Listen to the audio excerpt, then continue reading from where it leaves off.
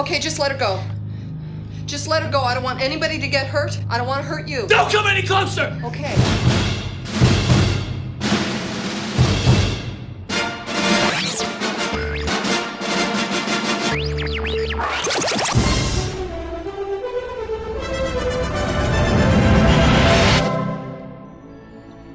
Stale tuna salad, no bread.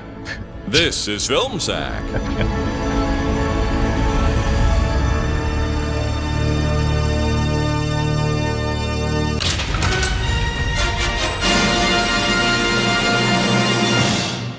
Oh, sure.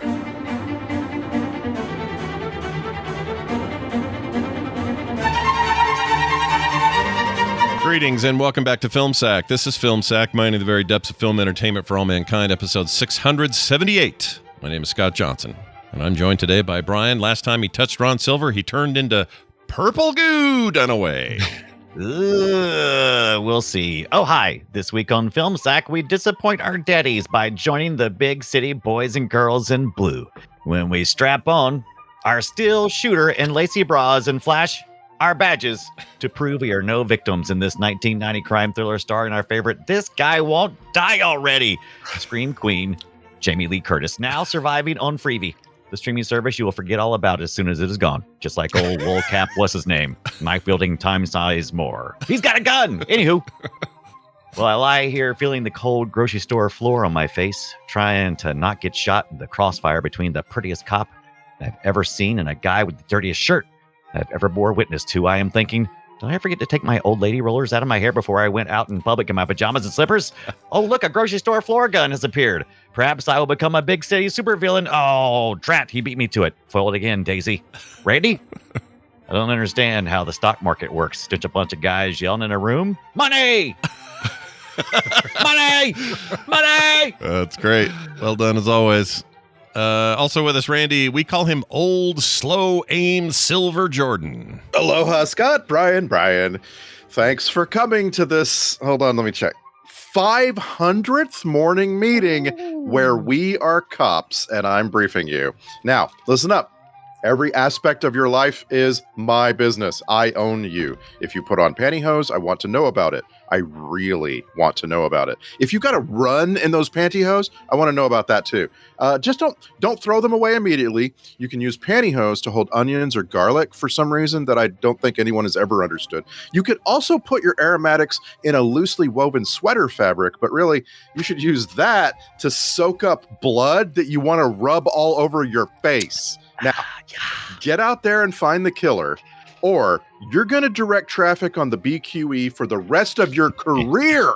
Just make sure you follow these 3 rules. Number 1, when a cop shoots a suspect dead in front of multiple witnesses, definitely don't detain the witnesses or make their identities known to the shooting cop, and definitely don't check to see if any of them have a warm 44 Magnum in their pocket.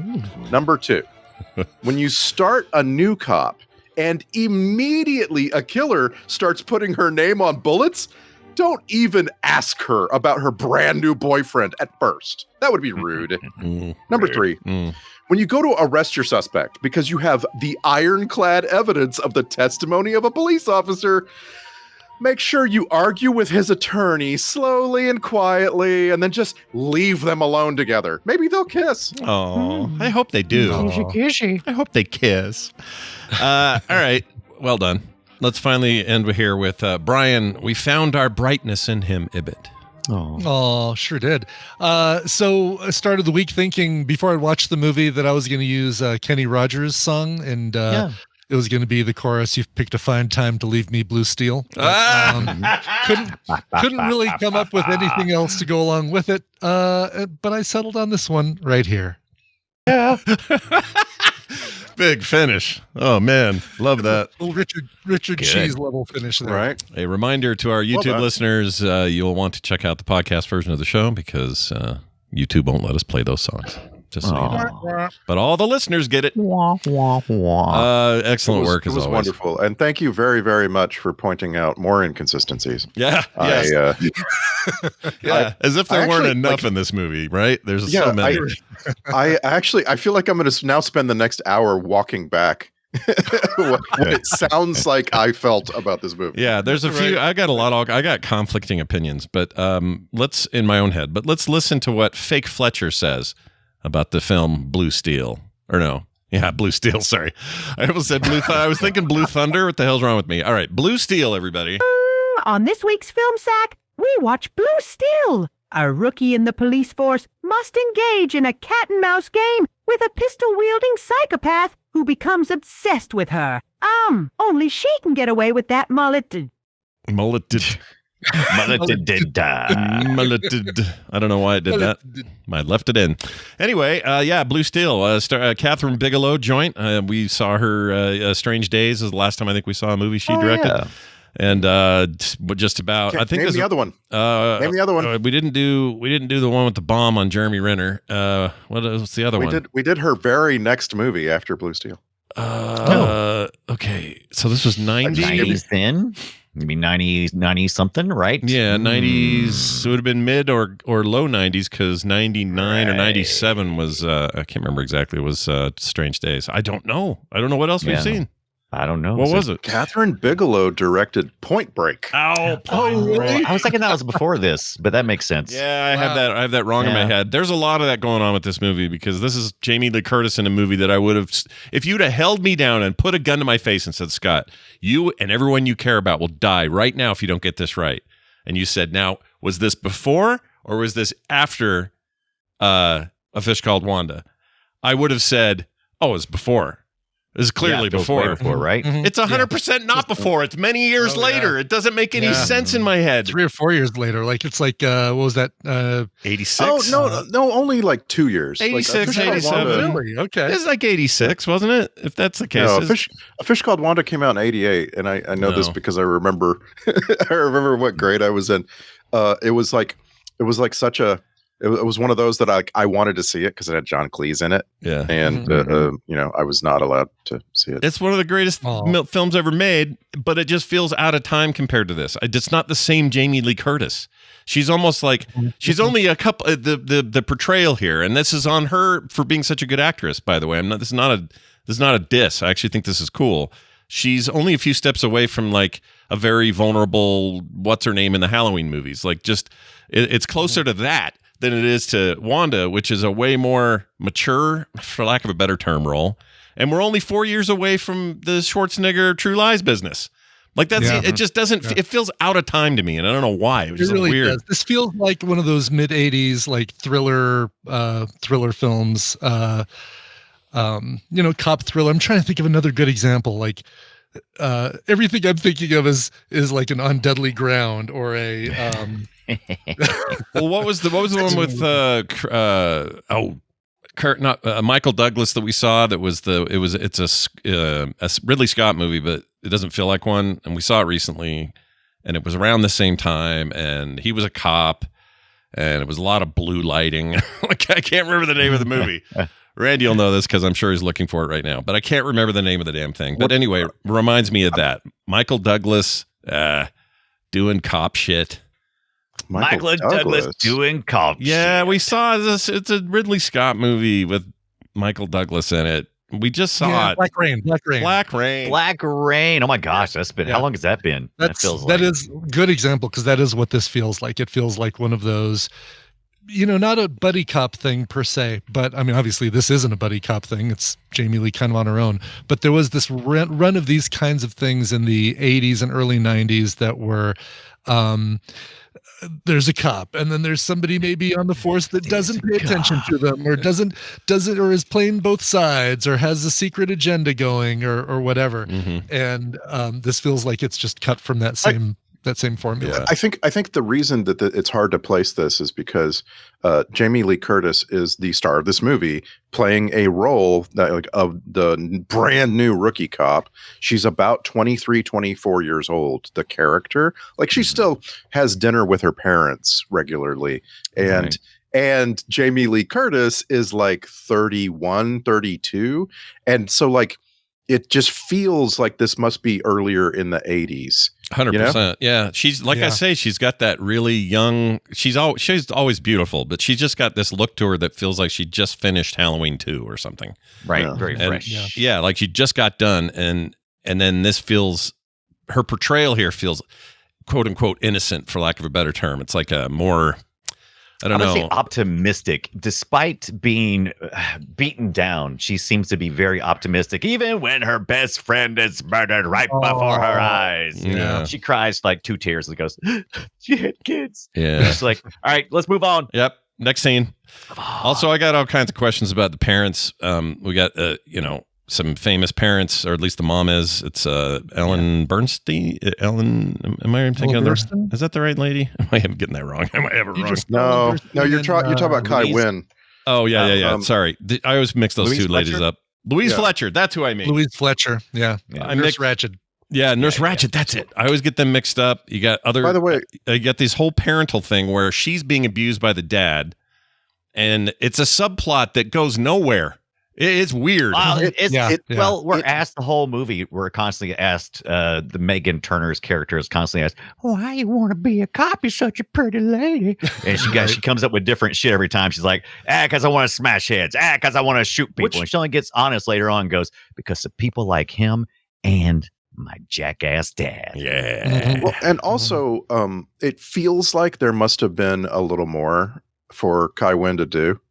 Like they made a movie where she was in trouble, like her older husband was actually about to kill her or something, and they just like dropped some of that but kept in some of the filler to make the runtime. Yeah. I like you're right on the edge of something really, really intriguing with Louise Fletcher and what's her dad's name? Philip Bosco. Philip Frank Turner Bosco. is the actor. Yeah. Bosco. Bosco. Frank Turner. Yeah. Philip Bosco, like he has this, and everybody in this movie, every man in this movie has this like brooding intensity, Mhm. Yeah. but especially Philip Bosco and for some reason Ron Silver. Like I just wanted, I wanted a little bit more or nothing. Like you could have just had the parents be the people that she had dinner with, and like, I'm proud of you. I'm not, and that's enough. Mm. Yeah. Yeah. It's told from Jamie Lee Curtis's characters, from her perspective, and I like it. I like how it was filmed as well. It was filmed as a very intimate film. Mm. It's mostly about relationship to relationship, including the crazy ass relationship with Ron Silver's character, and so I didn't think too much about it. Well, there's only two. We're supposed to be like outsiders to the man world, Right. But it's only two perspectives. It's interesting you say that because it is literally just two perspectives the entire movie. That you only see it through Jamie Lee Curtis's eyes when she's in the room with other people, and you see it through Ron Silver's eyes when he's going crazy in the hotel rooms and like in the gym and everything. And that's the only time you ever see anybody do anything is when one of these two people are around. Yeah. And that's always interesting in a movie to me because it means we are not meant to know where Mr. Krabs went for the last 4 hours. We don't know where he is. Right. I love that. Right. I love his character's name, Nick Man. Yeah. Wow. Spot on, buddy. Yeah. Spot on. He is a young boy Nick in this. Man. It's weird to see. He also feels out of time. This feels pre-Kurgan. It's totally not. Yeah. No, this feels like you're seeing him for the first time in a movie, right? Like really, like what? And Yeah, for real. are. Yeah. I mean, you're Like, not you can- really though. He did shit before this. He was busy. But it feels like he's at a crossroads. Like he could go one of several ways from here. Will I be the romantic lead or will I be the bad guy I like to play? Or the weirdo But or the like, whatever. I want to get back to the parents just a second because the older parents are important because this movie includes one of my favorite tropes, which is have the villain over for dinner. Oh boy, that was rough. Yeah. And there's a you don't realize it at first. It's the brilliance of this film. You don't realize at first that it's going to be a guilty as sin story. Mhm. Like you're thinking, oh, this is just going to be a straight up police procedural. Yeah. And then it turns into this thing where like the bad guy kind of has some magic. Mhm. And he's able to get away with doing things that that are ridiculous, and like you just check your brain out and go along for the ride. It's great. Yeah. And the villain over for dinner is where it really all hangs by the biggest thread. If you're the kind of person that just can't take that unreality, you're going to have a bad time. For me, I was so swept away when he's there and she can't just like draw on him because her parents are there, right? Right. She wants to like get him out and de-escalate. And the tension was amazing. I felt like the direction in scenes like that was just, it was just so good. So perfect. Bigelow's subtle. great at that stuff. But also, okay, so you bring up an interesting trope that if you say to me, hey, what's another good example of somebody walking into a room, the person that isn't supposed to be there is there. Now other people are in danger. You have to pretend like everything's fine. That exists in 100 billion movies, and I can't think of another one right now. I can't think of one. Right. Okay, Spider-Man Homecoming. Wait, hold on. Oh, that's good. Oh, right. Less of a less dangerous, but yeah. Let's see. I can't. I honestly can't. Did you ever see Disturbia? No. Ooh. Okay. All right. Yeah, this is not that easy. Yeah. Like it feels like it's in a lot more than it actually is. Like I was thinking of that scene that Ibit brought up the other day of Darth Vader in the dining room. But it's not the same, right? It's a different thing. Same, but it's So similar, right? It's so like, hey, come over in here and eat some food. Right. I want to blend it. I want to blend it with a similar trope, and the similar trope is the killer is ingratiated to everybody, like Cape Fear. Yeah, that kind of thing. Example. Yeah, where everybody is like, or Insomnia, even where the villain Robin Williams is like getting all into their business because he seems untouchable. Yeah, that's another version of it. Yeah, I just know there's something big we're missing though. What is a big film? It feels familiar because it is life. I mean, that uncomfortable situation that creates great tension while your parents or the other person is ignorant and you're trying to navigate it. It's a little like going out to dinner with somebody and then your ex-girlfriend shows up and everyone pretends like you didn't have. I can relate to it. It's emotional. Yeah. Scott, how about Cable Guy? Does Cable Guy fit for you? Yeah, you know what? That's a good example. Meet the parents, except the parents are the but the problem with that is it isn't the Meet the Parents is just awkward and weird. It's not like there's a secret. You need a stealth character who some people don't know what they're up to. Yeah. And the other people, and there's one person that does. I've got a secret. There's probably and there's a version of this, and again, I'm trying to remember one myself, but like a version of this where maybe it's, the mom that you're looking after because she's blind and you come home and the villain is in there with her and she's like, oh, one of your friends came by and decided in this to help case, me she's out. just a dumbass, can't read the room. Read the room, mom. Good call, though. That's kind of.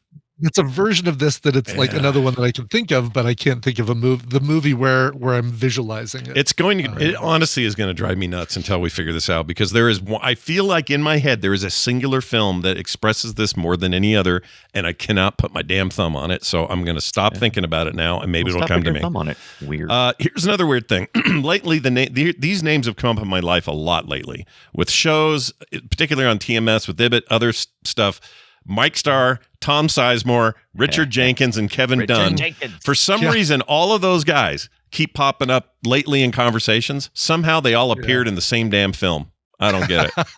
Richard Jenkins shows up everywhere. You could be sitting anywhere and just expect Richard Jenkins to show up. He came up recently, I think, because we were talking about 6 Feet Under, and that you hadn't seen that. Yep. And he's the dad that you only see as a ghost. It's similar to Dexter in the fact that he's a character who's passed away, but he's imparting his wisdom on the characters from the grave. Yeah. Also, we've seen Kevin Dunn recently. We saw Transformers. Yeah, he was the dad. Oh, sure, that's right. Sure. So I think very mad about his yard. Yeah, I think we talked about him. We haven't quite seen Richard Jenkins as recently. He was in Cabin in the Woods, which was like 2 years ago. Yeah, that's for us. Yeah, and we saw Mike Starr in Cat's Eye, but that was some time ago. No, the reason, Dumb and Dumber is. Brian and I were talking about how we mix him up with Danny Aiello all the time. And so that was coming up a lot. So there's that whole thing, and then Tom Sizemore I've been talking about a lot just because the dude,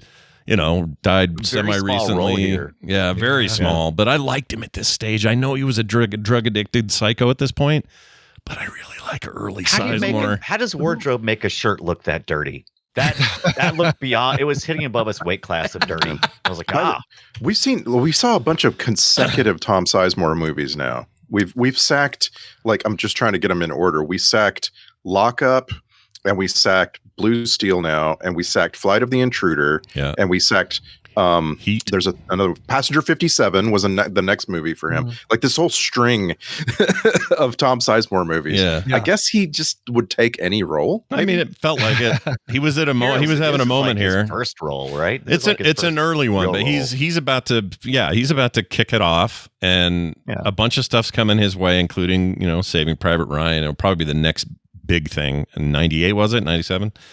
That'd be the big deal for him. But then a string of amazing shit, and then his life falls apart, and then he gets nothing but garbage roles, and then died last year. So there you go. Yeah, and garbage roles from the same people over and over. Like he was in Strange Days, which Catherine Bigelow also made. Yeah, he was in Point Break. Did we watch that one here? Did we watch Strange Days? Yes, we have sacked Strange Yes, Days. we did. Okay. Yeah, love that film. What about he's not in the top build cast, but Matt Craven. I know we've seen a ton of stuff with him. He's the guy at the party who I'll give it. There's only one other movie that Matt Craven has been in that we have sacked. That we've watched. I dare you to figure out what it is. Whoa! I went deep. I can't think.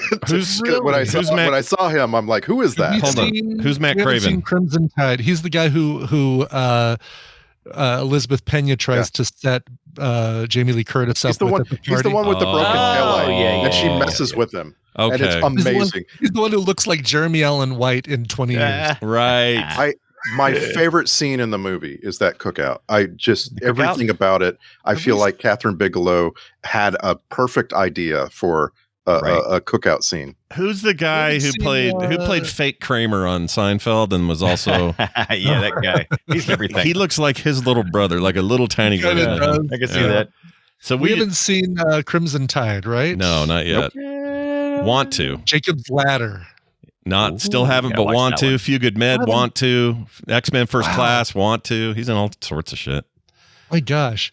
All of these feel like movies we watched for FilmSack, even though I know we haven't. White House Down. There it is. Nope, we didn't do that one. We did Olympus. We did all the rest Olympus of Has them. Fallen. But not that one. We did Olympus Has Fallen. We didn't do the other one that came out that time. Okay. Disturbia. We talked about Disturbia. We haven't watched that. We haven't watched that. You actually asked if we'd seen it, and we haven't. Yeah. Let's see. Assault on Precinct 13. Very good movie. We haven't done that. Timeline. There it is. Oh, Timeline. Wow, Hold on. Timeline's so old. That's an old. Good one. pull, well done. dude. Good I pull. haven't seen that in forever. That's Holy funny. cow. He is one of those guys. He's a fine actor. He's, don't get me wrong here, but he really is. It's all going on that weird look, like that's his job. Yeah, it's like, sure. Look like an uptight guy in a suit working for the government. Who are you going to call? Matt Craven. That's it. He's handsome from the side or a 3/4 view, but man, you look at him straight on and he's Horseshack basically. He's totally Horseshack. Nice. Oh my gosh. Now I can put that to rest because it was bugging me. I was like, why does he look so familiar? Well, because he looks like Horseshack. Jeez. All right. Yeah. So Jamie Lee Curtis. Somehow Oliver Stone had a hand in this. I guess production, right? Really? Yeah, he showed up too in a little cameo, I think, didn't he? Oh, I don't know. Did he? I didn't see What? that. He did. Really? I think he showed up as a cameo. I didn't see that part. Is he in the background at the police precinct or No, something? that was Sam Coppola. Oh, maybe that. Okay. Well, here's the bit of trivia about that. So he's a producer, but that's all. He just was an executive position. He didn't, he helped fund it or however you do it when you're a producer. Yeah. Days. You got you believe in Bigelow or whatever. Right? Sure. But in Germany, because Germany was worried about ticket sales, David Hasselhoff did it. All the posters and everything in the film, including altered credits, say a film from Oliver Stone on it. Oh, which is kind of annoying. Oh, really? Yeah, I don't That's like insulting as hell. I agree. Yeah. I agree. Like he's whatever. This is a time when he's a fine director, but who else is? Catherine Bigelow. She's a good director. Yeah, I'm not going to see a movie directed by a woman. Forget it.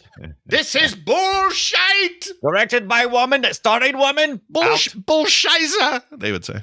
And this is like the executive producer on this is Lawrence Kasanoff, and we're talking about like a rich body of work. Like we sacked Dream a Little Dream and Strange Days and True Lies and so on. Yeah. Like I don't know. Oliver Stone just isn't at this point what he would No, he's not later. even near what he was going to become. I mean, what was his big whoop? I guess the Platoon, right? And that's still a couple years later. Or no, Platoon was earlier than this. Platoon. Which one was earlier? Oh yeah, and so was Wall Street or whatever the hell that was called with Michael Douglas. So yeah, maybe he's fine. He's doing fine. It's just that if you have a lady make a movie, you put her name on it. You don't put Oliver effing Stone's name on there.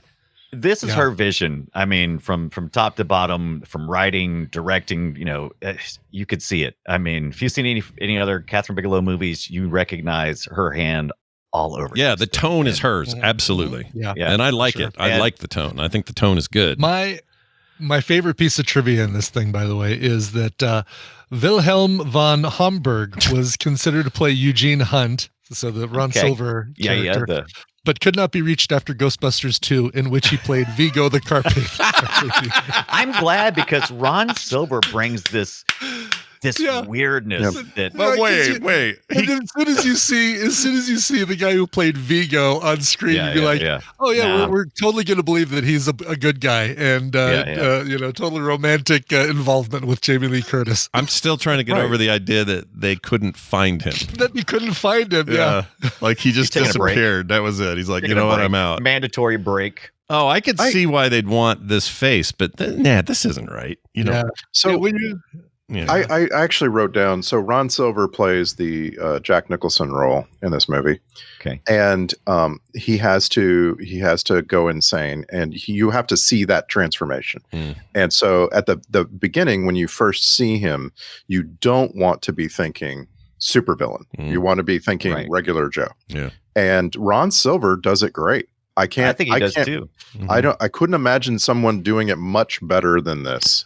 He's the right age. He's got great hair. Here's the problem though. I came in with too much Ron Silver baggage, I think, where other movies he's this nebbish.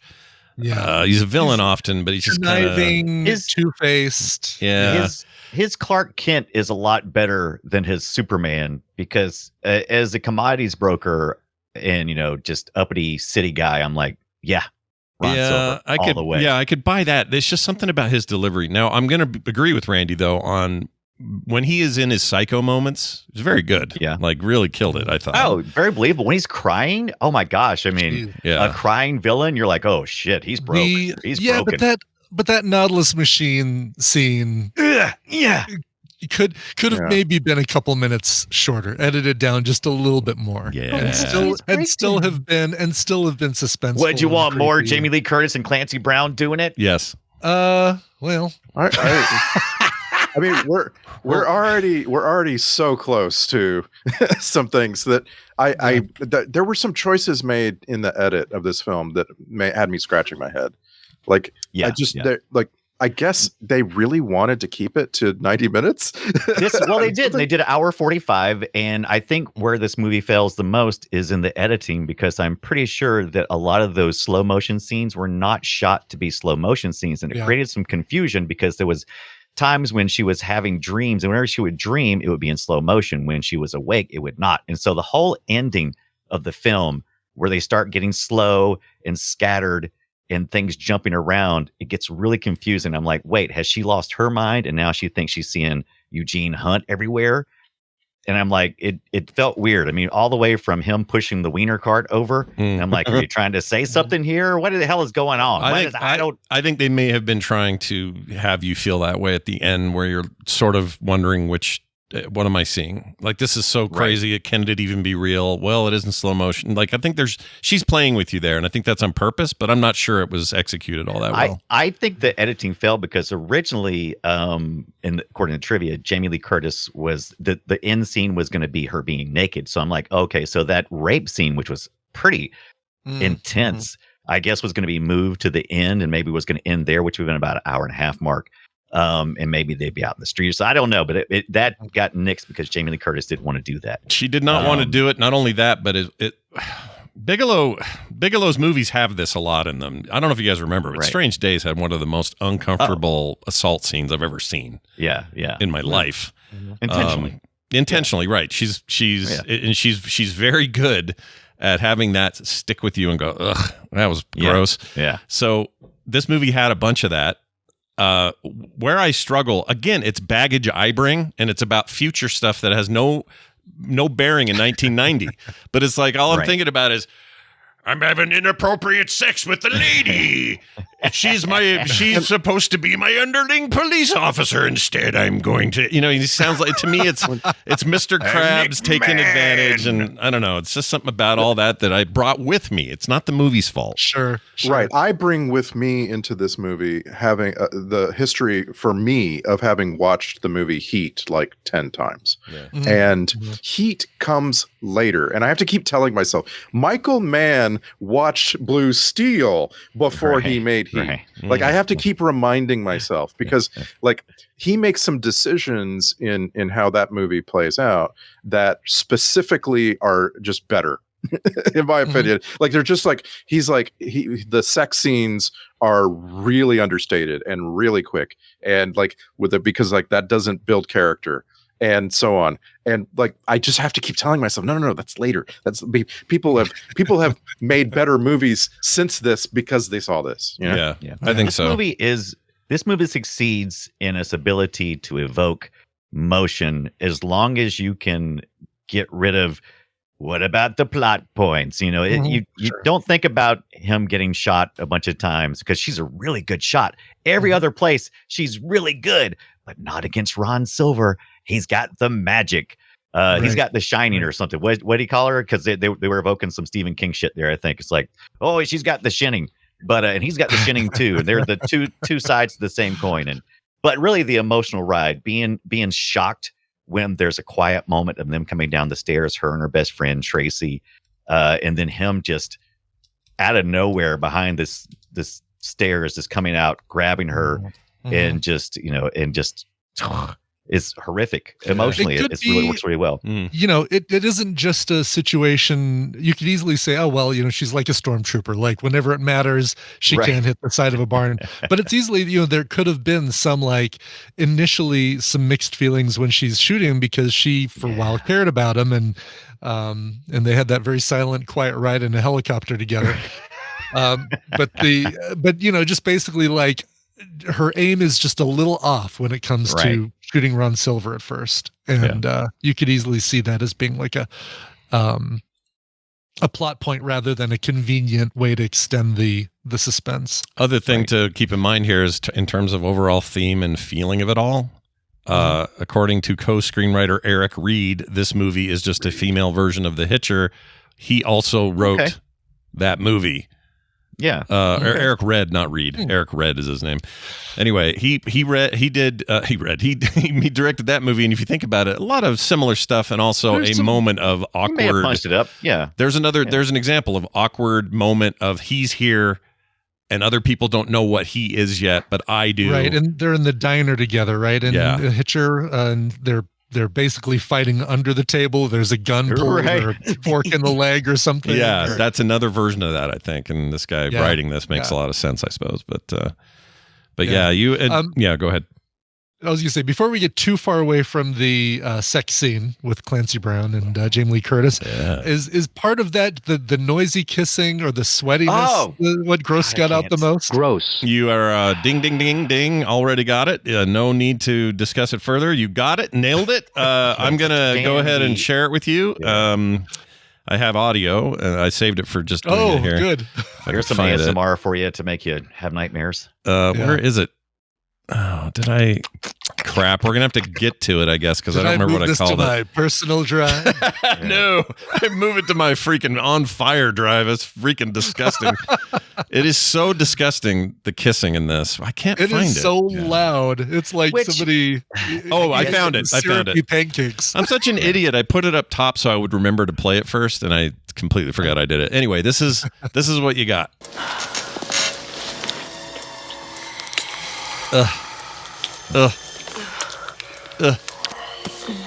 I just can't do it, dude.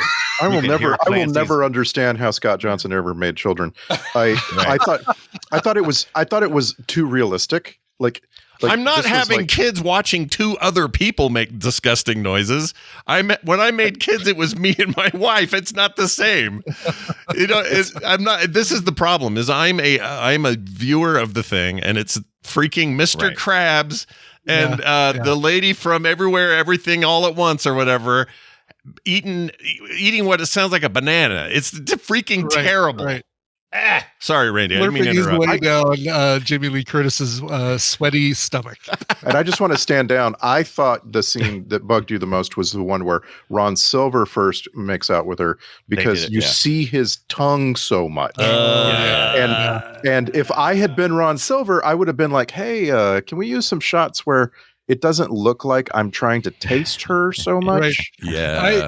If I had the wherewithal, like when we were watching, because I rewound it to make sure Tina saw it, when the first time they kiss, he starts on her forehead and then makes his way down her face to her mouth.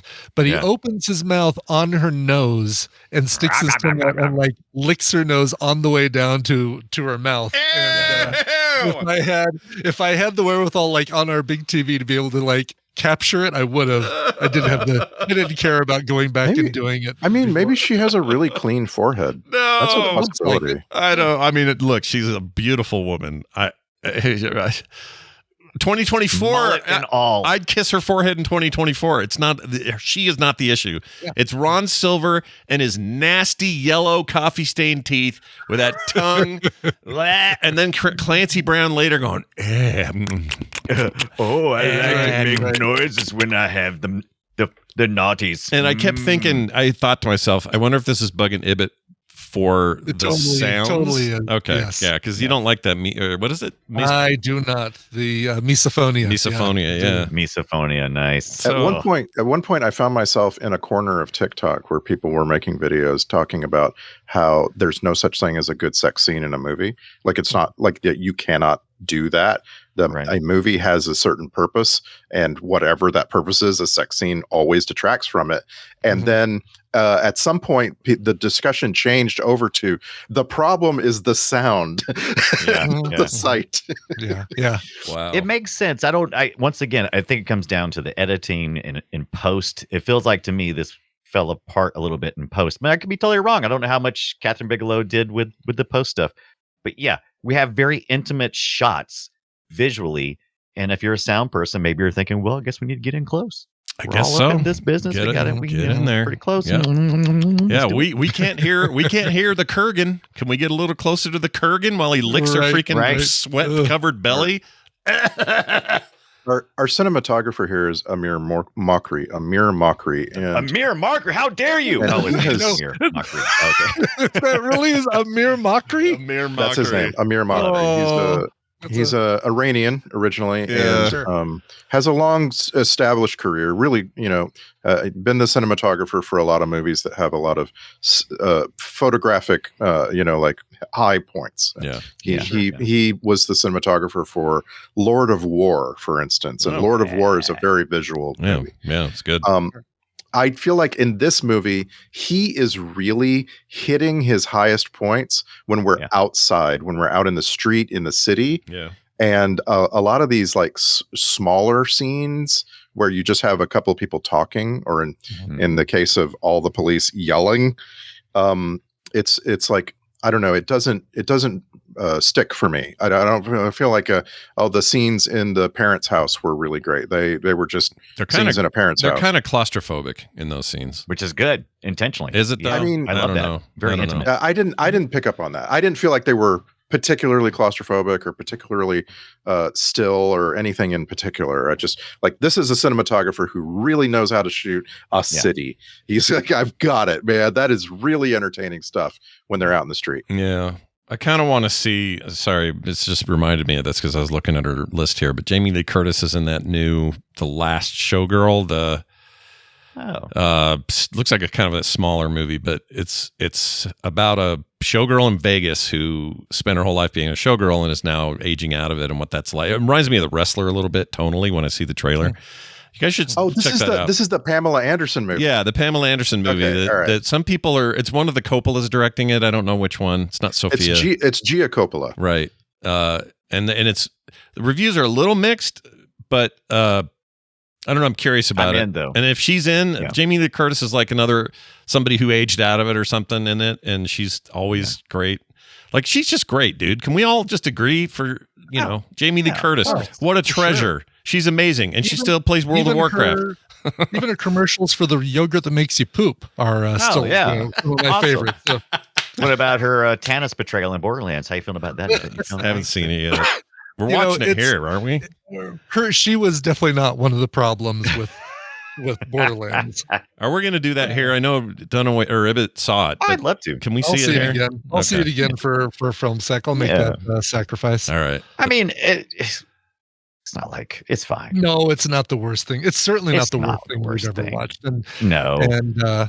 I'll watch it again with you guys. This has been quite a year for people seeing new movies and then going online and telling you, oh, it's the worst movie of the year. This year has really been riddled with that stuff, with like Madame Web and Megalopolis, and currently it's Red One. Mm-hmm. I like that you call it Madame Web, like you inject a little bit of hoity-toityness into. I'm trying to help. I'm trying to help you here. Emphasis on the damn Web. Like it's just this year. There's something happening. Like people are not buying it if your movie is mediocre. There's like worst movie of the year. Yeah, I don't know well, I do know what that is. It's the internet. Why am I asking? Yeah. Well, it's engagement. It's like if you shit on something, it's like you get way more conversation than if you go, that was good. But that's been going on for a decade or more. And there's really something ramped up over this past year. Oh, it's really ramped. Yeah, I feel like it has to, or the algorithms have ramped up shoving it in my face, which is probably true.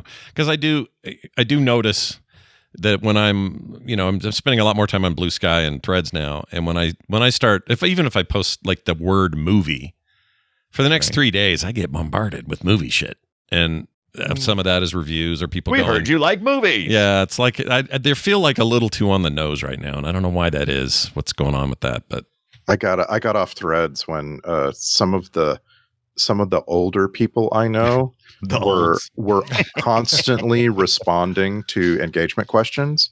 And I was just like, I can't deal with this. I have a friend, he's quite a bit older than me. He's just replying to every engagement question on Threads. And I'm like, you're ruining Threads for me. I don't want to like unfriend him. Right. Well, I don't want to know this about him. Let me give you a funny response to that. So I just opened Threads to see what the first three things were.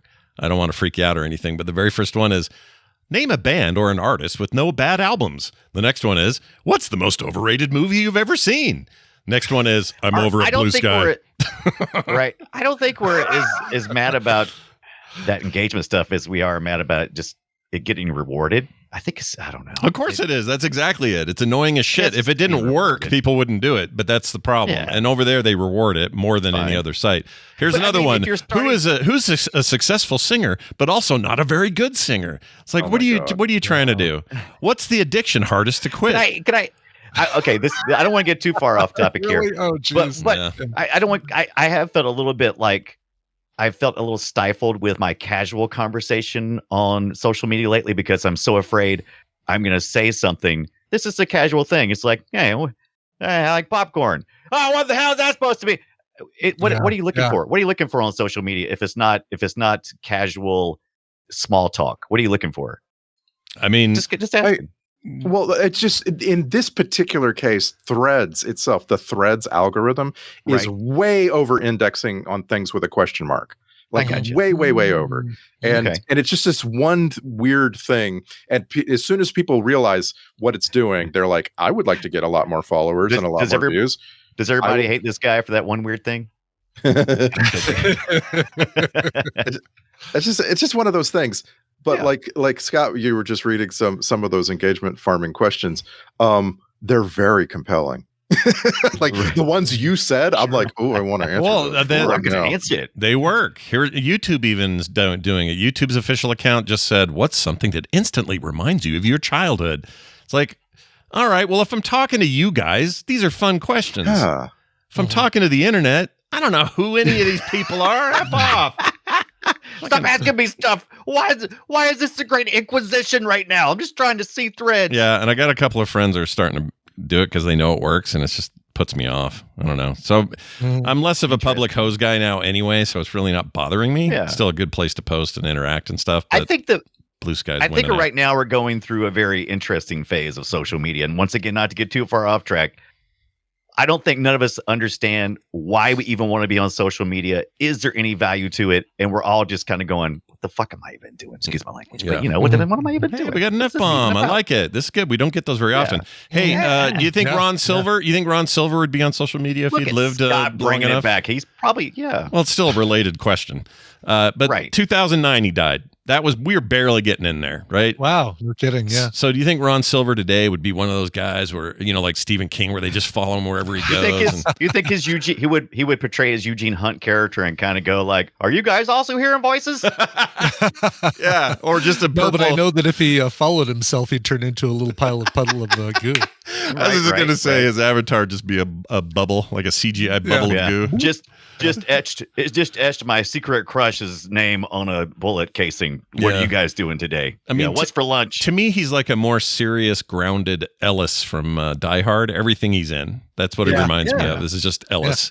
And I don't know if that's me. I don't know if that's profiling or what that is. There's something about the perfectly manicured beard that makes you say, all right, this guy spends way too much time, like really trying to have a look. And whether it's the character. Yeah.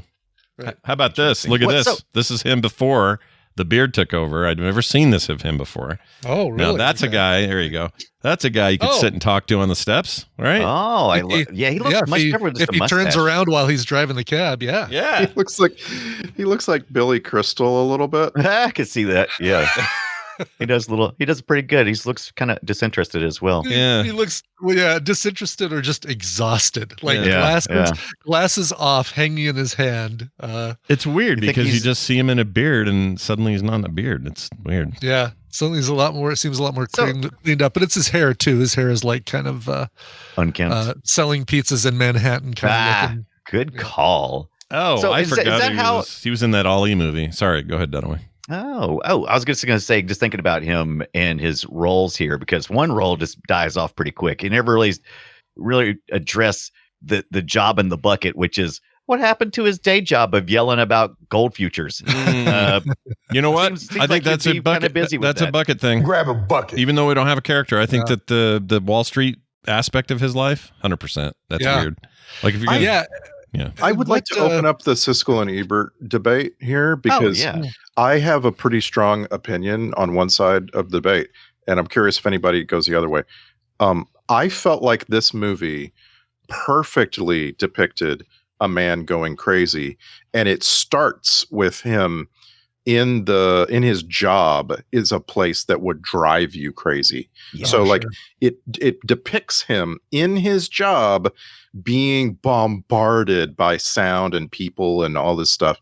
And like, then when you see him, you kind of go back and you see him looking at the gun, like you can kind of get, this is the beginning of him going crazy. And the movie tells the whole story of him going crazy.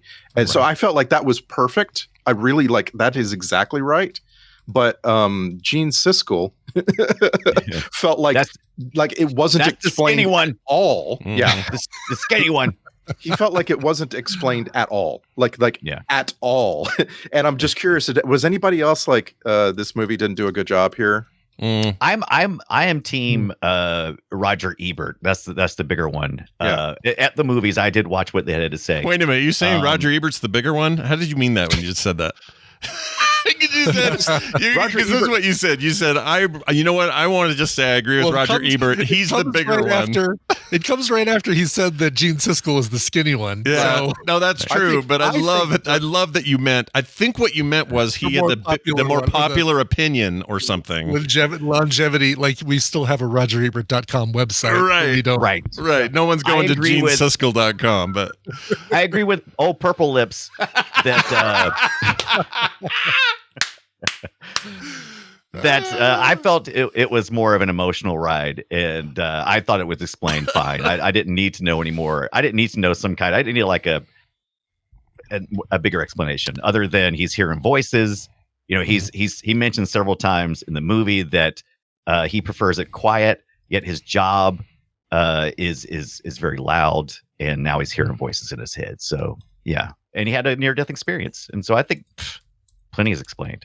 Yeah, no, I think you're right. I just think that I only have one big plot beef, and my biggest plot beef is the dad thing just got dropped. just got dropped. It's like, hey, remember the dad? Remember how abusive he is? Yeah. Remember how she took him to jail herself? Suddenly he's home again. Yeah, He took a turn very quickly, easily. Yeah. I didn't like that. I kind of want to ask, like the writer and director of this movie, like, ever have to take your dad on a ride in handcuffs to scare him straight? Feel like, Nope. That feels feels right. real personal. Yeah. Yeah, it does. I mean, It I does. can't imagine a more personal thing, right? You're an only kid. She had no siblings. She grows up in this household. He's abusive to the mom. One would assume that he was at least verbally abusive to her, perhaps earlier. I don't know. But then she becomes a cop partly because she wants to fight against this kind of abuse. And then one day he just goes too far. She's got too many bruises. Handcuff your own dad, take him in a car. It's kind of badass, but there's no payoff for that. Right, Yeah, because none. like the real twist here is that right before she goes and confronts her dad, she just watched her best friend get killed right in front of her. Like that is huge. And I was actually thinking, oh no, our main character is about to start going crazy too. Yeah. I really thought that was a possibility here. That so That's my expectation, that she was going to finally have enough and she was going to lose it. That we were going to cut away. Right, we were going to cut to the person that she shot ends up just being a hot dog seller. Right, it was like, oh shit, she done lost her mind. Yeah. Right. Like this trail of memories, like the Angel Heart, where you kind of all see like all the things that she did that we saw from the perspective of going after Ron Silver, but we're all these innocent victims. And interesting. Wow. Yeah, I'm but overall I had a really good time with this. Yeah, I was a little bit, you forget that there were movies in 1990 that could shock you and make you feel uncomfortable like this one did. And there were times where it showed its age, but there were times where it was just like, yeah, freaking, and that's a Bigelow thing. She's good at it, right? Yeah. She's considered a great director for lots of reasons. Zero Dark 30 and the bomb strapped to Hawkeye movie. I never remember the name of that. What is that called again? Hurt Locker. Hurt Locker. Thank you. Hurt Locker. Those are considered modern, incredible movies for a reason. She's really good, and this is some of that. You just get a taste of it. It's not the same. It's not the same quality. Where she gets better over time, but I really like her vibe. She's great. I want to make a confession. Do it. And I wrote this down because it actually happened, and I'm a little bit embarrassed, but this is just a fact. This movie has some loud parts and some very quiet parts. Right. Loud like when Kevin Dunn and Clancy Brown are just yelling at her for no reason. Like it's such a trope that we go to a police station and the cops in charge are yelling at the rookie. Like, I don't know. That's just like, that was unnecessarily loud. But then there were all these quiet parts where she's just moving around the city, or we see Ron Silver going crazy, and it's very quiet. And I'm just admitting that I kind of fell asleep. I'm not, I just was like, it wasn't like completely asleep. I'm saying like there were moments when this movie made me close my eyes and listen, and there was nothing to hear. So I kind of like drifted a little bit. And that's not, I don't think that's a good sign for a thriller. I don't think with other thrillers, I kind of did that, Interesting. Yeah. Now I actually liked it when it got quiet, because what was going on visually was so much better than what was going on with the audio. So I just couldn't stop watching. That's the real reason why I like this movie, is because the way it looks. I mean, the story's not that great. There's some emotional moments, but that's fine. But just watching, I could turn the audio off and just stare at this film. It's so beautiful. Can you unpack a little bit more on the story's not that great? I'm curious about what was missing for you, or just a little rope. Right? Yeah, I mean, it's just, it's kind of thinly, it's like, it doesn't really go anywhere. Lots of the threads just kind of just end, like the dad. I mean, Ron Silver going crazy. The final fight and everything. Her Clancy Brown. Why did she stand there and stare at him longingly for? You know what it is? Okay, I thought of a movie. I just thought of one. We were talking earlier. Couldn't think of one. Single White Female is one of these movies. Single White Female. On the other one just slipped my head. But these kinds of movies, it's the same basic plot. Hitcher is very similar. You take those basic ingredients and you throw it up there, and it's fine. But we've all seen variations of this, and the reason we see a lot of variations of it is because it works, like Dunaway says. I agree. So I think that's what's going on here. I agree that it's thin, but I think this is just as good as any of the other portrayals of this. They did a fine job. In fact, if anything, it's slightly better because it wasn't as agonizing. The middle part, there's some agony with the parents and him being in there and them not knowing he's a killer and all that. There's agony, but it's not drawn out to the point where she thinks she's losing her mind or they're kicking her off the force because he has so fooled them or something. They didn't take it so far that that's where I get frustrated and I don't want to be there anymore. This was enough of a balance for me. And it wasn't half the movie wondering if Mr. Krabs still trusts her or not. Like he trusts her. Like, trusts her enough to have sweaty sex in the middle of the damn movie. So there. I just realized as you were talking that this movie makes me want to watch Striking Distance, the Bruce Willis cop investigating movie. Yeah, that's good. I think I've ever saw that. It's only a couple years after. Believe me, it's been on our FilmSack watch list forever. Like I really I'm gonna have to hold myself off because I don't want to watch after the Last Boy Scout. Is it? When was it? 93. 93. So So that would have been. When is that? Like right before, I think. Another Tom Sizemore movie. Sweet. Yeah. Oh yeah. But like these movies, or I keep going back to Christopher Nolan's Insomnia because it's so great. Yeah. These movies where you have a cop and the cop has problems and the villain is so villainous and so personal and in their face. Like it's a recipe for success. Yeah. I'm just saying, like, this movie was at times it wasn't playing the recipe. It got kind of lost up its own butt, and it's like, look at this beautiful city street that she's walking down. And you're like, yeah, okay. You're not progressing anything.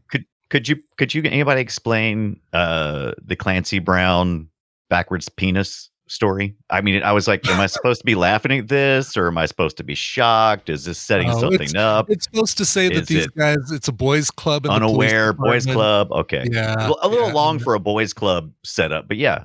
Okay. Also seems really physically impossible to sew a penis on backwards. Right. It was absolutely the moment at which I stopped watching it with my wife and child. You guys can go ahead on to bed now. I'm gonna finish this by myself. The movie's pretty dark. By the way, it has the opening scene is taken. Well, it's basically the opening of Monsters Inc., where you think it's a real scenario, and she's gonna take down this guy who's got this girl, and she's just now finding it's not a set or whatever they did. So that whole opening sequence, which was a total MacGuffin, is basically the start of Monsters Inc. Yeah. And they kept coming back to wife and husband as their build. And it's so weird because they're like constantly, like, they'll show up occasionally or just like standing there really close and kissing each other. And I'm like, what the hell is going on with these characters? Are they trying to seduce Jamie Lee Curtis or something? It's very weird. It is a little bit weird. Very weird. That bit where Clancy Brown delivers the joke about the guy with his penis sound, that's where I felt the most that this part of the movie was written by Eric Red and not Catherine Bigelow. Anybody want to guess what other FilmSack movie we've sacked that was written by Eric Red? Well, we already talked about one. It's The Hitcher. Scott mentioned one earlier. Oh, did we mention that? Okay. Yeah. That's it felt so like there are moments in this movie, and that the penis joke was the one, the moment the most where I'm like, oh, this is the dude that's involved in this screenplay. It's not this is Catherine Bigelow didn't like invent this story. Sure. Her name. Oh, so I looked up the script because I was curious because it felt like they didn't stick with the script. And the original script that I read seemed like it was maybe punched up by Eric Red, but she all the big beats were hers. But then maybe like he wrote some character stuff possibly and guided a little bit. Yeah. I mean, her name's in it, but we don't know to what level. Like, I always think every director should get co-writing, because stuff happens in real time while they're directing. They make decisions that are kind of improv and go, what if we tried the scene this way and then it sticks? Like, why? I feel like directors should always get writing. A good director talks to the actors and gets their input and allows the person who is the most intimate with that particular portrayal of the character to have some input into what the character might say. I mean, sometimes, right? But like Coen brothers are famous for telling actors to stop changing words or they're going to get fired. Yeah. Maybe they're right, though. You know? Yeah. I'm not saying they're wrong. I don't know. Right. That. Yeah. I think it's a discussion you should have with your actors, but it's not necessarily something that you should bend your, vision on. Maybe, I just don't think there's a standard. I mean, other than, lawful standards of you can't just berate somebody or you can't abuse somebody or whatever. But I mean, Right. there are no standards. Every director's different. They're all some are going to encourage, improv. Others aren't, that kind of thing. The fact that we're having the discussion says something in favor of the movie. This is a movie that Catherine Bigelow was trying to make as a good movie. Yeah. And it is a good movie. Yeah. Like there's some success there. Yeah. Yeah. we're not talking about this like they accidentally entertained me or my gosh, these filmmakers have no idea what they're doing. Like the attempt was to make a good movie, and it's actually pretty good at times. Yeah, I think so. I think I do not regret watching this. I think it was good. And I'll be honest, when you guys said we were going to watch it, I just kept thinking Blue Thunder. I don't think I'd even heard of this before. Yeah. Somehow this one missed my radar. I just never heard of it. So, so as I was discovering this, like, oh, Catherine Bigelow directed this, did she? Point Break, every day. Like, I didn't know. Yeah. I had no idea. So to me, this is one of my favorite kinds of film sack movies because I went in as blind as I could possibly be. I had no conception of anything other than, I like Jamie Lee Curtis and I like the director, and that's all I had going in. And I came out with some really yellow Ron Silver teeth. So I don't know what he's drinking in his coffee, but woo, get some apparently white. Just straight coffee, and he's drinking about 8 cups a day. Yeah, and, yeah. And sometimes he just holds it in his mouth for a long period of time and doesn't Swishes swallow it around. Ah, gross. And then she has to kiss that, and his tongue's coming out. Ah. And his tongue's coming out. Coming out. Look out. It's coming out. I don't know why right that's in your nose too. That's so gross to me. I don't know why. Anyway, I also liked how Clancy Brown looked about 4 feet taller than any other actor in the entire film. He's just such a big dude. Love him. How tall do we think he is? 6'2". Oh. 6'2". In movie standards, that's very tall. So I'm going to say 6'2", because most people are shorter than that in movies. Yeah, Google has him at 6'3". So. He's my height. Yeah. So he's my height, which doesn't seem like a lot because we're normal people. But when you're in a movie, like when you're Jeff Goldblum or him or any of these taller actors, they look ridiculously tall because everyone else is like 5'2" in films. The one time I met Jamie Lee Curtis in person, I clocked her at about 5'6". Yeah. That's shorter than I would expect. I expect her to be tall, don't you? Because she just has that look. How'd you meet her? Can we get to the meat of that? What happened there? We've talked about it. We had a big reveal for the trailer for Warlords of Draenor, and we did it at the Ace Hotel in downtown Los Angeles. Oh, right, I remember this. And so we invited every celebrity guest we have on our list, and the very, very few of those showed up. But she and Chris Guest, I'm sorry, the 5th Baron Hayden Guest. And their son at the time, now their daughter, all showed up, and they were here they were there for their kid, who's now Ruby, and we just had exchanged a few words. The only other famous person, a relatively famous person that came in was the guy who wrote Ready Player One, and he pulls up in a red convertible, and he gets out, and it's like, that's not valet parking. He just double parked on a curb where there is no valet parking, and he just gets out of his car and comes walking in, and we're like, what's going to happen to the car now? What's his name? Ready Player One guy? The writer, Bernie Klein. Klein? Yeah. Klein. No. Brad? It's Klein, but what's the first name? But Robert? No, that's the actor. Ernie Klein. Ernie. See, that's what I said, isn't it? Ernie. Yeah. Okay, I thought you said Bernie with a B. Sorry. Oh no, I said Ernie Klein. I missed it. But anyway, we just I was really I had the clipboard with the famous people on it, and so I was just checking in people that were on our special VIP list. We had a separate door for them, and when I saw Chris Guest coming, I just lost my ability to speak because he's very impressive. Yeah. And then there's Jamie Lee Curtis, and I was like, oh, she's way more impressive. Christopher Guest, also a pretty tall guy, right? I think, if I remember hearing that right. Isn't he a pretty tall guy? 6'1", 6'2", something like that? He was my height. Okay. So that's crazy because when he stands next to his wife, her name just left me. They've been long time married. She's awesome. Jamie Lee Curtis. Oh, Jamie Lee Curtis. Duh. That's the point. Oh, you know what I'm doing? I'm mixing up Brad Hall and Julie Louis-Dreyfus. Oh, Julie Louis-Dreyfus. Yeah, Sure. that's what I'm doing. Never mind. In my head, it was like, wait, they were at SNL at the same time, and they were, but it was the wrong. Yeah. Well, Jamie Lee Curtis was never was. No, not her, but yeah, but Christopher Guest and Brad Hall and Julie Louis-Dreyfus. Yeah. And so in my head, I mix up who married who. I F that up. Gotcha. No, that's cool. That's awesome. Her gamer status is one of my favorite little side things about her because she doesn't really flaunt it, but yeah, she loves it. It just like what the story I was told on this sidewalk outside this theater for 30 seconds was that she was there for her child. Mm-hmm. And I don't even remember what Ruby's name used to be. So that's nice. Yeah. But like she was trying to get across that she wasn't there, because she was really all that interested in World of Warcraft at that time. Right. And I think Jamie Lee Curtis grew in esteem for WoW as the years went on since then. Now, here's the funny thing. The year she went to BlizzCon dressed as an undead, she did it incognito. Nobody knew. Here's a photo of it. Yeah. Nice. I'm pretty sure I saw her and didn't know it was her. I remember this face, the pink hair thing, the leather strapped undead face, the black. I think I saw her, but no one. It's a little bit like Adam Savage goes to Dragon Con and nobody knows he's inside the robot suit. Right, it was like that, and I'm in a not. What am I going to do if I knew? Like I'm not going to do anything either way. But I'm annoyed that I just thought it was some nerd, but it was really Jamie Lee Curtis. And I could have said, "Hey, does the Kurgan like your sweaty belly?" I could have said. Anyway, I wouldn't have known that then. Let's get to the some titles.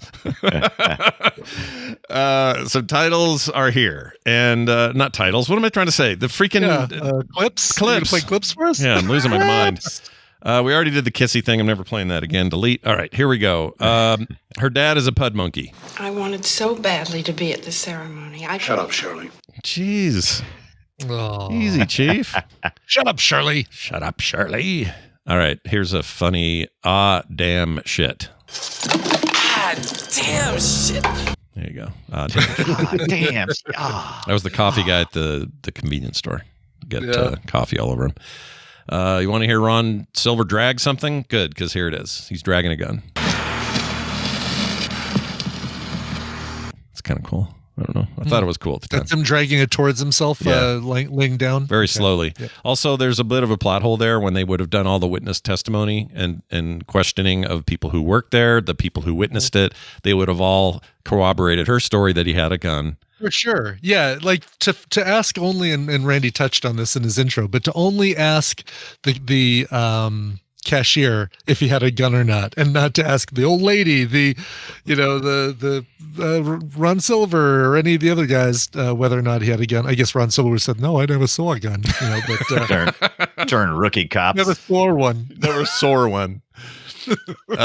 Here's Kevin Dunn being very young in this. The only bullets fired were yours. You say the suspect had a gun, but no weapon was found at the scene. Another Julia Louis-Dreyfus connection because he was great on Veep. Fantastic on Veep. Oh, he was great on Veep. That's what I was like, was he on Seinfeld? But no, it was Veep. And one episode of Seinfeld, though, funny enough. Oh, he was on Seinfeld. There Just we go. one Okay. episode. He was Jerry's friend that was losing it and yelling at the help at the restaurant. Very early season one thing. Right. Yep. And I only know this because it's on permanently at the house. That's all that's on. Nothing wrong with that. Here is something about a hooker. Here we go. The hooker pulls out a needle and thread. Yeah, that's all of that story I'm going to share. Hooker. The hooker. The hooker. Ron Silver makes a gun sound. It's not very intense. Kind of lame. Nope. Get some ideas. I love this back and forth here. This is like Intimidation Cop 101 here. I have no idea. Get an idea. Get two ideas. Think, Megan. Hard. I love that. It's Get an like idea. their second Get two. day being a cop, and they are just laying into her. Just Yeah. Yep. But soon they would fall in love. All right. Here's the extent at which the Kurgan must know her every move. I mean, she pees, I gotta know about it, right? Gross. But yeah, I guess you need to know when she pees. That's fine. How about this one? You even put on pantyhose, I want to know about it. Yeah. go ahead and have sex with him. He was sending some signals. He sure was. Pantyhose and pee. Oh, man. Yeah. We heard this earlier, but I'll play it again. Day-old tuna salad, no bread. Gross. No bread. That's gross. Do not eat day-old tuna salad, even if it's refrigerated. Ugh. I just recommend against that gelatinous, disgusting food. That's gross. Yeah. And I eat a lot of things I shouldn't eat. That is off the menu.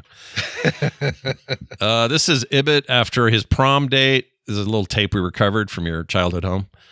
After a very long night at the dance, maybe you picked the wrong girl. I don't know, but this is what you said. Stop talking to me! Man, you were really sick of her. Yeah, that date really just didn't end well. There was She just wouldn't shut up. She wouldn't shut up, and the DJ was off. It was nothing but Milli Vanilli songs, and I just wasn't having any of it. Oh I my was done. gosh, Milli Vanilli. Yeah. Oh, we rake them. Once you hear "Girl, You Know It's True" more than once, it's enough. Blame it on the. Did they do Blame It on the Rain as well? Of course. Yeah, of course they did blame. Well, they quote unquote did blame it on the rain. Right. Yeah. So much of that. Now name two more. I can name two more Milli Vanilli songs. That's my top out. Besides "Girl, You Know It's True" and "Blame It on the Rain," two more beyond those. Oh, geez. I don't know. I got two more. Okay, let's hear it, Magical Man. Girl, I'm gonna miss you, and baby, don't forget my number. Don't forget my number. You know, they had that fair amount of hits for a lip syncing band. It's not bad. Yeah. Remember how mad everyone was? Today it'd be very different because half of TikTok is lip syncing. They do it all the time. Yeah, I know, right? Lip syncing is rewarded now. Like you get a big following if you're a good lip syncer. What do you mean those animated characters aren't singing those gorillas songs? What? Oh, I didn't even think of that. We got cartoon stand-ins. Oh Right, man, exactly. the world has changed so much. It's totally lip syncing. Yeah, we got Blue Man Group has probably starred 300 unique people at this point. Yeah, right. Many blue men, but this one is ours. Here's some good gun foley. And when I say good, not good. I take it back. It's all right. It's okay. That hurt the shooting range. Yeah, it's her at the range. Yeah, super echoey. Yeah, which it would be there. I don't know. I assume so. I've done it once. It's very loud in there. Didn't enjoy it. Rickard Jenkins has arrived, and he only has one scene really, but here it is. Now I want my client released this minute. And if I see anybody from this department within 15 feet of my client, I'm going to sue the New York City Police Department and the city of New York. I picked the wrong data. Stop. God, why is he so out of breath? My gosh. Cocaine. It's all cocaine. Worst thing in the movie. Jenkins, run in here and deliver your line real quick. Literally run in here. Can you run up the stairs and then say these words, please? Thanks. I mean, at this point, he's a relative unknown. I'd seen him I didn't know it at the time, but I saw him in Silverado. He owns part of the bar that's at the center of most of the story of Silverado, and he's very good but short. And I don't know when things really hit for him. At some point, we now revere him as one of the great character actors of all time, but I don't know when that was. It wasn't Fish Having Sex with a Lady movie. What was it that Richard Jenkins was like, boom, his career, he'll forever be Richard Jenkins. Hold on, I'm gonna look it up. Richard Jenkins. All right, he claims his known fours are The Shape of Water, Step Brothers, The Visitor, and Burn After Reading. Probably Burn After Reading, maybe? No, I mean it's like let's go earlier then. I don't know. I'm looking Sea of Love. 6 Feet Under, maybe? 6 Feet Under is where I first really became aware of him. Okay, that's a good call. Yeah, he was in a bunch of episodes of that show. Yeah, well, he was the dad. He was the dad that shows up as the ghost. Die Hard Huckabees. Was he 6 feet under? Yeah, he was 6 feet under the whole time. Many feet under. Oh, I forgot we saw him in The Core. Remember that? I remember. Oh, The Core. Let's travel to the center of the earth. I mean, I remember watching it. You know what I don't remember though? Did you watch Sea of Love with Ellen Barkin and Pacino? I don't think so. No, didn't that's very much in the format of this movie, right? Like it's a cop thriller. The person that Al Pacino loves may or may not be the killer. Yeah, I can't. Yeah, it's not in here. I guess we haven't seen it. Something familiar about that though. Yeah. I must have seen it. We sacked Manhattan Project. He was in that. Oh. Yeah, more often seeing him than I remember. Anyway, I do For love whatever reason, him. I think of him in a comedy more than like a thriller. And I'm looking at his list. Witches of Eastwick? No. I mean, there's something. Fun with Dick and Jane? No. The Core. You know what? I got a story about the Core. It's not Mary, but he was an uncredited cameo in that one. But this is a very short story about the Core, but I'm going to share it. Sure. When we watched the Core, on backwards, I don't think we said anything about it at the time when we watched it, or maybe I did. But at the time, we had not done anything remotely 2000s. Like we hadn't watched any movies that were, except maybe Retrograde, which was 04, I think. But early in FilmSack, or whenever we got around to watching the Core, 2003 seemed like, really, we're going to do a FilmSack of a movie that was in the 2000s. Like that seemed crazy to me. Soon. And now it means nothing. Like we'll do stuff from last year. We'll do Star Wars when it comes in. Like, you know what I mean? But at the time, I remember being nervous about that. That's weird. It's a weird thing to be nervous about. Yeah. Well, I'm not nervous anymore. Not now. No. No. Don't do anything. I've seen enough in Expendables to accept the fact that we're going to do 2000s. This is our life. This is what we do now. All right, here's a shut up, Dad. Shut up, Dad! Oh, my good Lord. All right, Dad. Okay, make sure you say, oh, yeah, this annoyed me because she said she's got a walkie-talkie. And you know how walkie-talkies work. You have to hold the switch and you say whatever you're going to say, and then you let go, and then they say their thing, and then they let go, and sometimes it's over or whatever. She decides to swear and make sure she does the button when she swears. That's a weird thing to do, in my opinion. But anyway, here it is. Shit. And that's her closing the thing. Over. Yeah. Shit, over. That's a weird thing to do. Right, copy. Shit, copy. Damn it, copy. It's just a weird idea. Anyway, the sound. So this sound is in this movie a lot. That weird like drum. They play it a lot. I actually really like the music. Should point that out. Yeah. I liked it a lot. We'll talk about the music and. I guess we're coming up on that. All right, here's Angry Mr. Krabs. Again! SpongeBob! You can hear him doing it. All right, Ron Silver yelling. All right, and then finally, people after I had a gummy in Vegas. Want to get higher? Sure, let's get higher. All right, time for the checklist.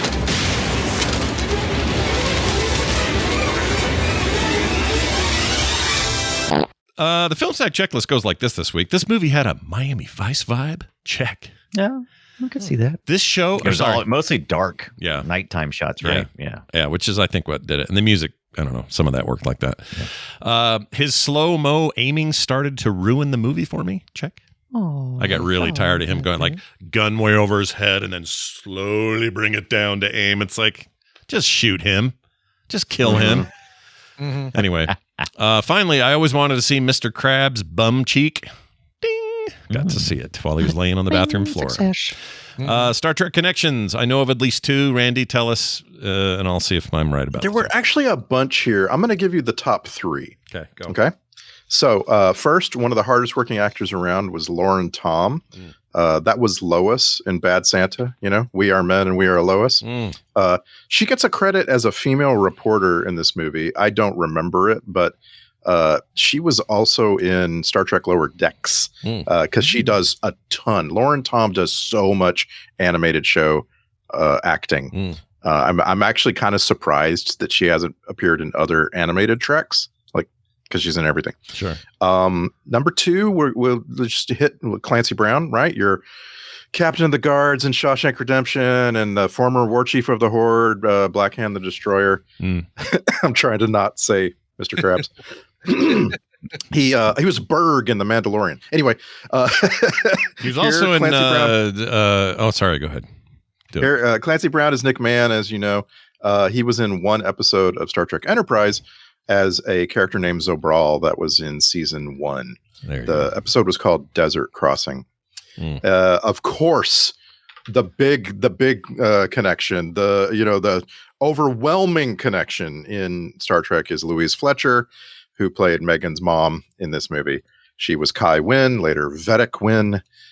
She is so impressive in Deep Space Nine. She's really good. Like she's one of those actors that really succeeds in later in her career by being so impressive on a TV show.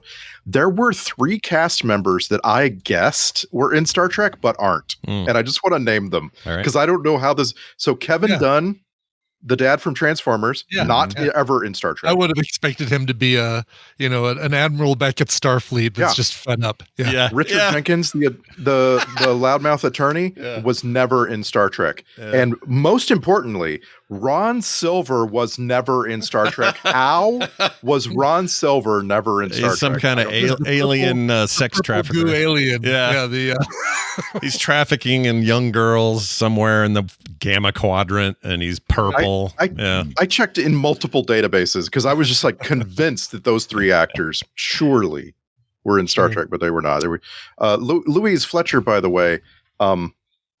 The villain character that has stuck with me in a way that I can't watch this movie without thinking, does she have a secret? Is she got a dark side? And of course the character doesn't in this movie. She's just mom. She's just mom. Long suffering. She's very mom-ish in this, like just, very quiet, and like, oh no, honey, and all that. Yeah, and you're supposed to sympathize, but I'm just like, she's got a secret. Yeah, you're waiting for her to pop. She killed my first husband. I accept shit I don't deserve. Here's how I know Louise Fletcher is awesome. You take that lady, put her in Star Trek, and then you have her sharing scenes with Frank Langella and another incredible actor. She spins circles around him. She's so good in it. She makes his performance seem goofy and campy, and she just owns it. Oh man, she's good in there. If you haven't seen DS9, everybody listening, go watch it. It's really good. Star Trek, catch it. So good. Let's get here to the soundtrack grade. I'd give it a PG for pretty good. I think it's pretty good. Pretty good. I enjoyed it right to the end. The last like theme that plays as the movie ends and the credits roll, I thought was awful, and I don't know what it was doing. It was saxy. It had sax in it. That's what's wrong with it. Lots of sax. Yeah. Prior to that, no sax. Gratuitous sax. Yeah. And in 90, people were still into it. They liked the sax, but I wasn't one of those people. Very Silk Stockings stuff. Yeah. All right, nicely done. The alternate titles just handed to me. Oh, we got to do social media posts first. I got these backwards.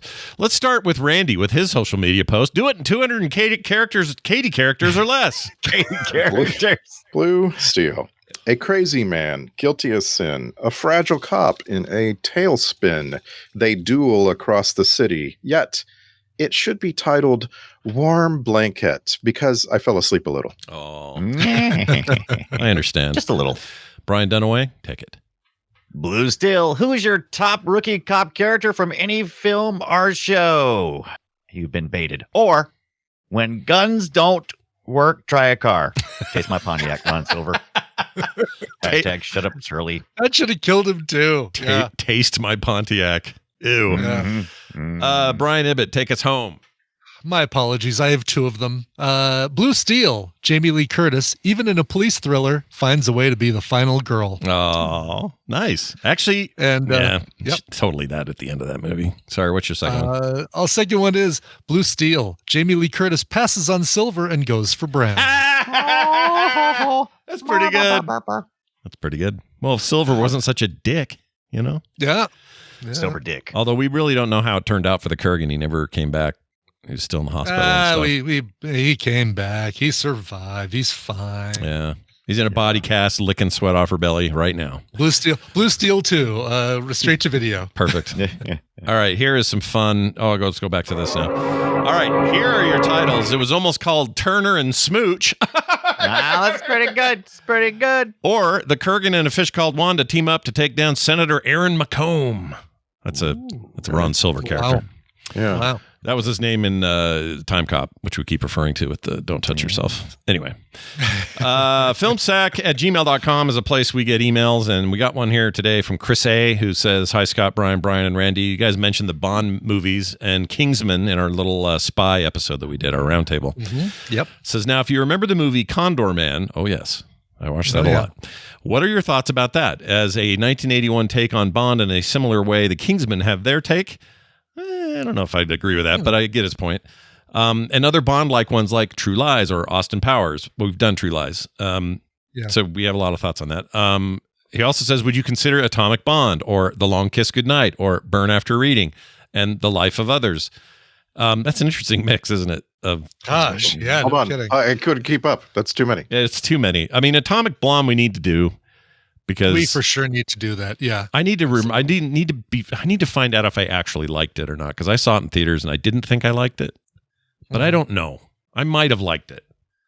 I'm real split on that. We watched it when it came to streaming, and I remember liking it, but it was that there were a lot of things right around it that came out that had the same kind of thing. Lucy, I think, was very similar in delivery, and there was a couple others like Mrs. Wick kind of movies. Oh yeah, good point. Or Lady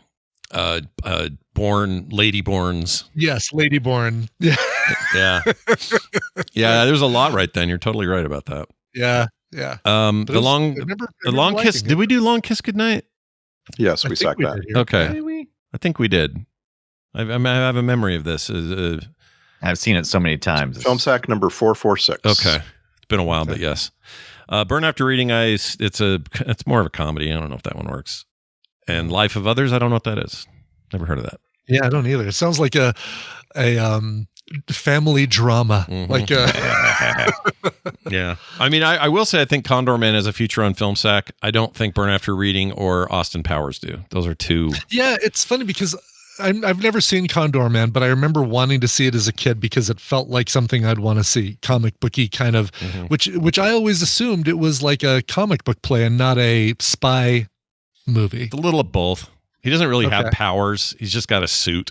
And so there's some of that. Like Iron Man? It's a little like Batman, Iron Man meets Bond, sort of. Condors. Disney meets Disney. Disney thing? Definitely Disney. One of those live action Disneys. But we had this on a VHS tape I got from my friend whose dad was the prison warden, that whole thing. And just had it on repeat. That was on all the time as a kid. So I'd love to revisit that. It'd be fun. Sure. There's one that I'm really not following. Are you saying Life After Others? It says The Life of Others is what it's called. The Life of Others. Okay, The Lives of Others. He wrote Life, but is it Lives? Okay. So maybe it's a sequel. It's a German film. Lives of Others. Oh yeah, there's no life, it's lives. So that is a German movie that is how old is that? 84. I mean, it's in German, so we can't do it. Well, says you. I got subtitles. Well, if it has a good dub to capture audio from. Written and directed by Florian Henkel von Donnersmarck. Ach, mein Leben. That's fantastic. Oh, and he also wrote it. How do I know? Because that same 400-mile name is right there. I think I saw this because I think it was a nominee, an Oscar nominee, and I think we watched it for that. What year was this? 06? Yeah, it was 06. Not too old. Best International Feature Film, and Oh, he did The Tourist, though. That's a piece of shit. Did you ever see The Tourist with Johnny Depp? And I haven't seen it. I've heard stuff about it. It was really, really bad. Yeah. That was the second to the last thing he ever did.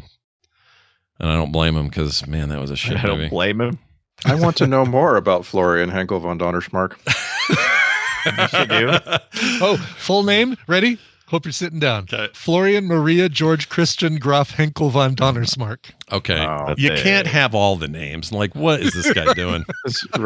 When the baby's born and you like are writing in micro font on the birth certificate. The guy is bogarting names. I don't like it. Exactly. Yeah. We got a text also today from an anonymous listener, 801-471-0462. You can use that for texts or voicemails. And he says this: Scott and crew, you've been using, and particularly me, you've been using the term chewing the scenery wrong.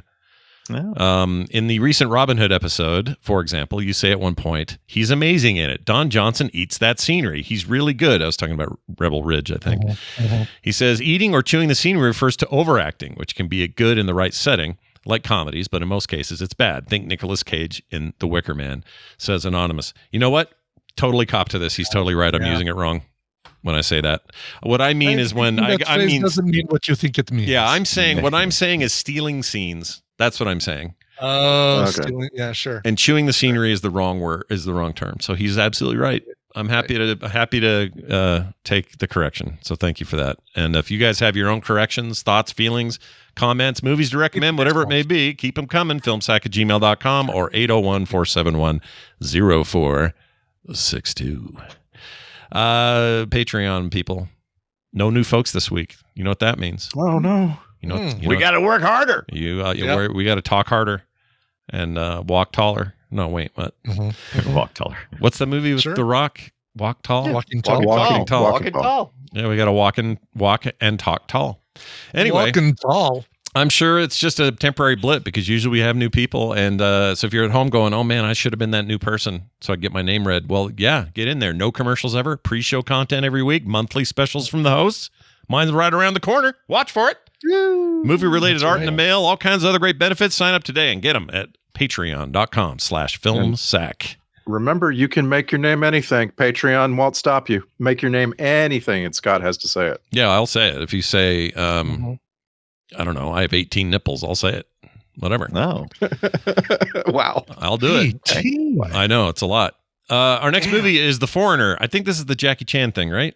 Yes. 2017's The Foreigner. It's on Netflix. I remember it being controversial. It's the only memory I have. Let's see. Martin Campbell. This is a serious movie, right? Like it's not him being all jokey Jackie Chan, I think. I think it's like Jokey Chan.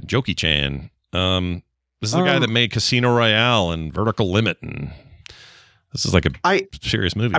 I don't know. I haven't seen it, but it's got Charlie Murphy.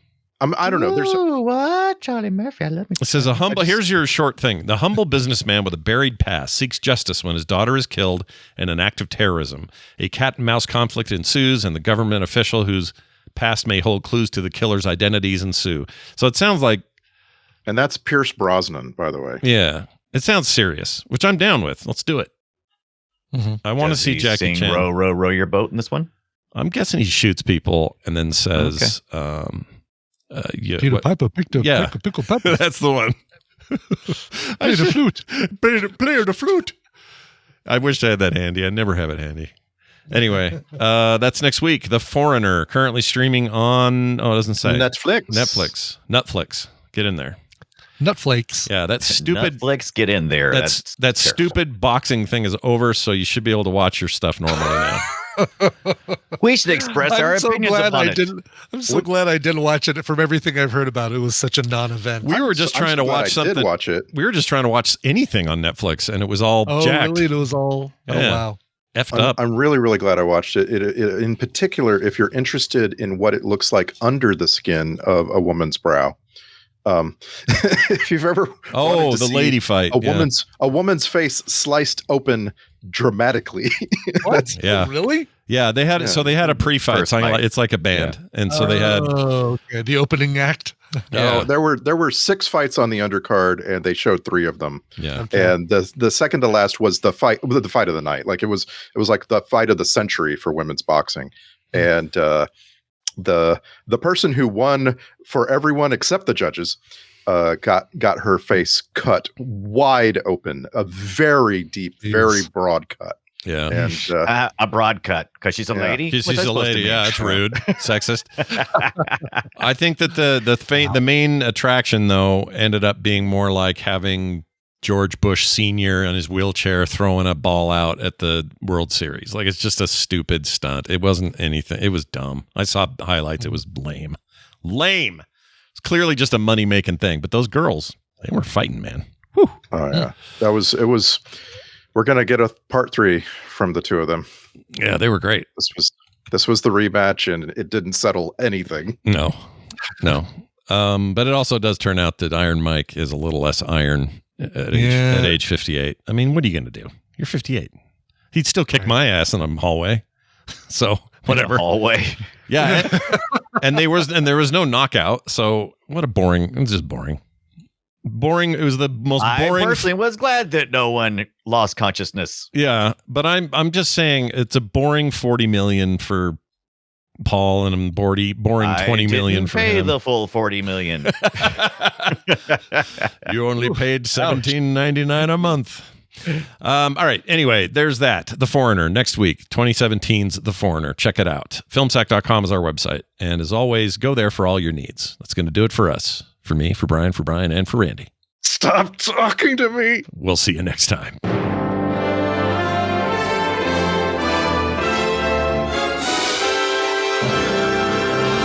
Those pants are made for frogging, if you know what I mean. I actually don't. I don't even know what I mean. Frogpants.com. Shut up, Dad! Okay.